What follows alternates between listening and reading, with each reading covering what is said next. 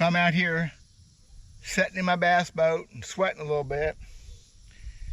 But I'm not sitting on the water fishing, which is just so sad. I'm gonna talk about my favorite overall plastic worm, and one a lot of folks probably have never even heard of. It produces fish for me to this day. I'm gonna talk about that and why I'm sweating and why I'm not in the lakes. At the lakes, it's just so sad, y'all. I'm Dale Verts. I'll be right back.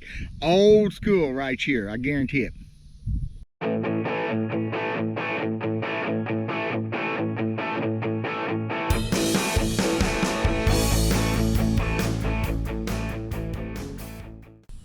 So this plastic worm I'm talking about, y'all, is a gator tail, G-tail style plastic worm.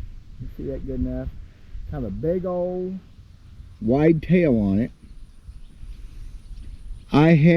This is such a small representation of the worms that I own.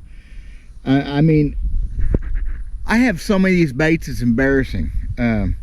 Because I like them that much. I think they're that good a bait. A little history. The original bait like this, as far as I know, was called a gator tail. It was a ditto, Bobby Ditto bait made in Florida, I believe. It was a totally different bait. It was a meteor, triangle-shaped body with a big saw tail type tail on it. I fished some things the first time in the late 70s. I remember they were expensive for a kid, a 15-year-old, whatever.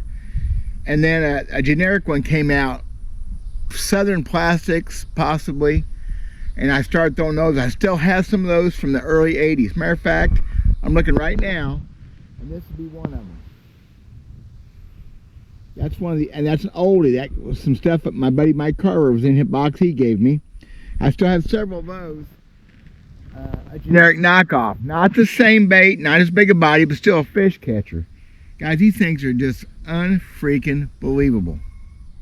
In 1984, I believe, I was at a Red Man tournament at Lake of the Ozarks. My old buddy again, Mike Carver, introduced me to a man named Don Caro from southeast Missouri. Beef jerky kind of guy, a little wiry, tough guy, heck of a pro fisherman, great person. I talked to him about 10 minutes that day. He had me falling back down to the boat, and he gave me a whole bag of that bait that he made called a crocodile. It's kind of the ringworm kind of body with a gator tail on it. Mike gave me some of these the other day he still had. I would love to find that mold. Even the ditto mold, it's somewhere in Florida right now. It's probably a big commercial mold. I couldn't afford it. I've got more of these worms I use the rest of my life anyway. But I would love to have some more Don Caro's original crocodile. That is a fine plastic worm. The deal with these worms, I use them for everything, but for my flipping and pitching, if you ever watch any of my videos, you'll see that this is one of my go-to baits when I have a flipping rod in my hand, okay? It's just the way it is. That tail makes a lot of action in a short amount of time. Docks, brush, laydowns, brush piles, lily pads, and grass. 3 years ago, I had a string of just almost 28 pounds for 5 fish. Third week of June, flipping these in lily pads. Seemed like everybody I got that day was a good fish. And I lost the biggest bass. I mean, I don't know what it was. I think it was a bass. It was so much bigger and stronger, and I had fish up to 6.5, 7 pounds that day. That's what that bait does for me. And I don't know if anybody even makes them anymore. I bought some of these a few years ago, the Z-Man, the Sawtail Worm Z. Okay? Matter of fact, that's the bait that I caught the near 28-pound string on. I think most of them that day come on that bait. I don't know if they still make them. I think I bought 3 packs of them. I still have some of them left. I don't know who else is building. I haven't looked to see who's making this bait.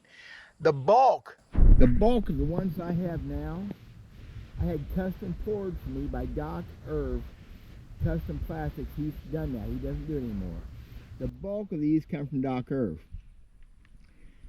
Also, I probably made a mistake. The bulk of these are poured with hard plastic, pretty stiff. It wasn't about action.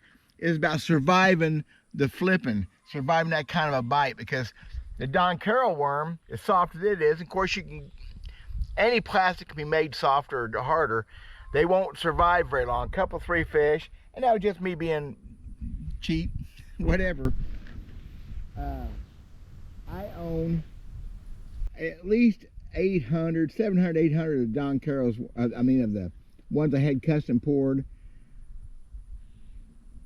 Pour me a few firetails. As much as I'm not into colors, I still have a bunch of different colors, including plain old solid colors, no flake, no nothing. There's a brand new bag, never opened, a solid black, hard to beat. I don't know how to tell you guys how good this worm really is, except during worm season, which in Missouri is late April, mid-May through October. I don't never not have one of those on a flipping stick, ever. It's a go-to bait. Suspended fish into trees at trimming, or in the brush piles somewhere, like the Ozarks or Grand Lake. Dirty water, clear water. I've caught them on Carolina rig. I've caught them swimming them. But my pitching, flipping, getting heavy cover, it's just my go-to bait. 90% of the gator tails that I fish are considered a 6-inch plastic worm. 5 to 6 inch, or kind of compacts that big sickle tail on them. And I throw that 90% of the time also. I do have some 12 inchers when the suspended bite gets on, or a nighttime bite, because it has a lot of action at night. I've got a selection of those. Matter of fact, Mike gave me some of those last year too. But mostly it's that compact, a lot of action in a little package, 6-inch worm. Has been, I can't tell you how many fish I've caught here. It's just been the magic bait for me. And for me, again, it's throwing something nobody else throws.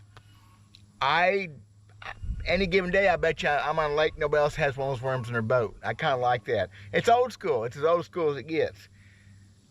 If you're pitching, flipping, cover, boat docks, I think that's where it shines the best, because it's like a creature bait, compact bait with a lot of stuff going on.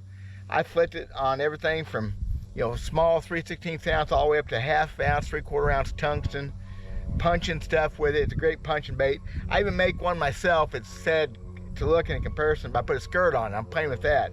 It is not the most versatile plastic worm in the world, just the best one for a lot of things that I do. It's a short video, y'all. I want to share it with you. I really don't know who makes them.